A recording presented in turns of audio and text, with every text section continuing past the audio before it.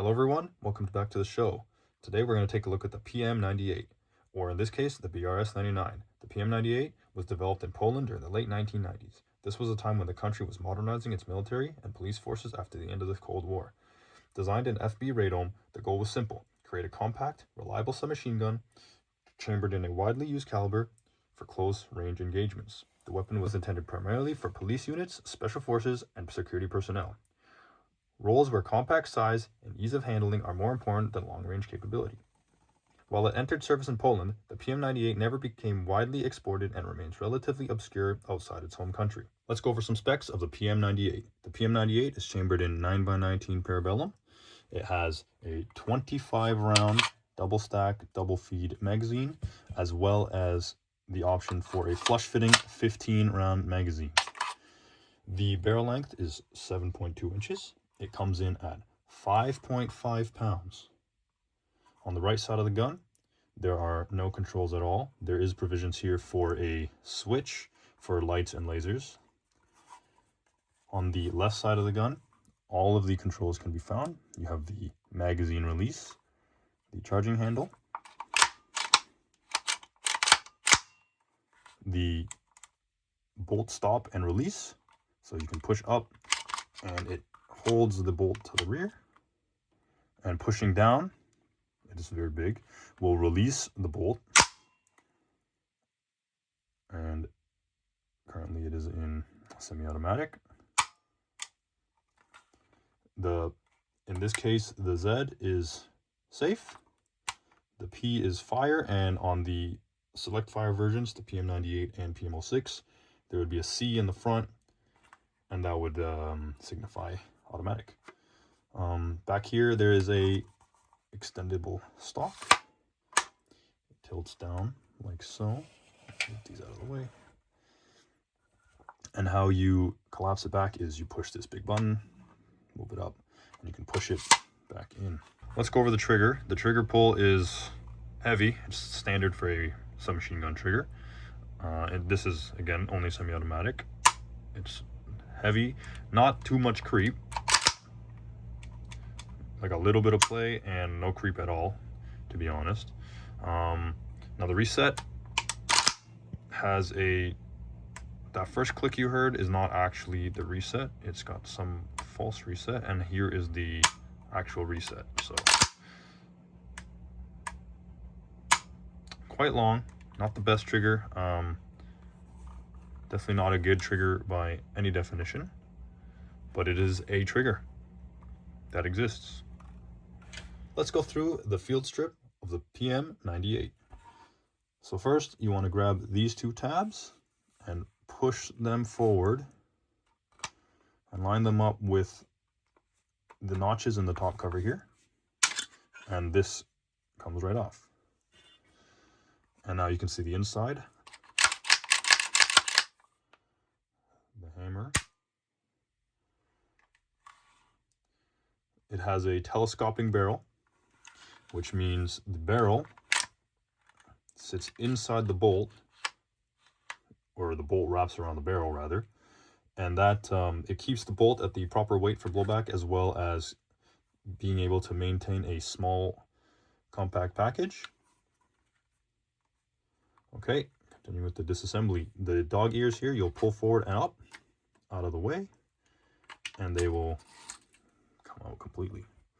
And the bolt, you just simply pull back and lift out of the receiver. And that would be it for the field strip. Now, similar to the Uzi, there's a button right here you can push down, which unlocks the barrel nut, and you have quick change barrel capabilities.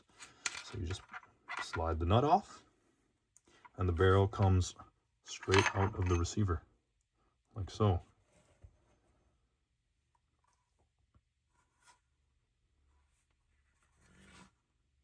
Now that I've got it disassembled, I can show you the telescoping barrel better.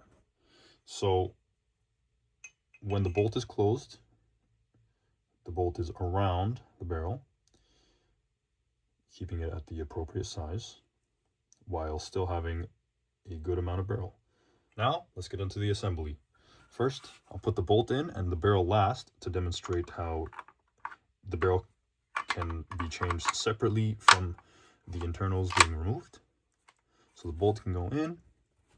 You'll grab your guide rods, recoil spring,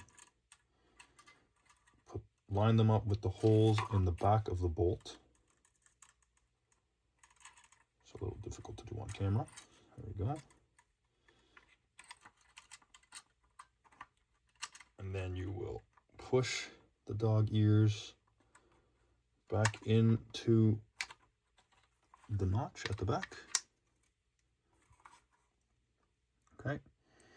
And at this point you can grab your top cover, line it up with the notch underneath the front sight hood. And you can push it down, pull the dog collars forward, and they will slide into place. And at this point you can put the barrel in. You can change the barrel without actually removing the bolt. There's a notch here inside the threads, and this protrusion on the barrel, which lines up with the receiver, and it's now in. Now, in order to actually have this fully seated without having troubles with the barrel nut, it's recommended to pull the bolt back all the way, like so, just to get pressure off of the back of the barrel. At this point, you can put the barrel nut on, thread it on, push down on the button, and now it is in place. And there you have a fully assembled BRS-99.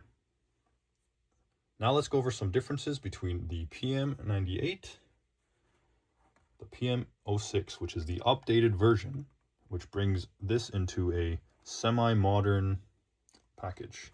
So first, the top cover gets the addition of a Picatinny rail, which I have an example of right here. This allows for modern optics, as well as the stock.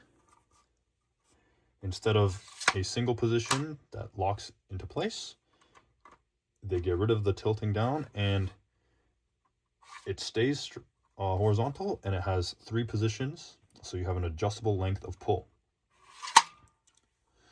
As well as the charging handle on the PM-98, it is vertical, and on the PM-06, it's situated like so, where it just sticks straight out the side of the receiver. Also forgot to mention the rear sights. There's a 75-meter notch, as well as, I believe, a 150-meter peep.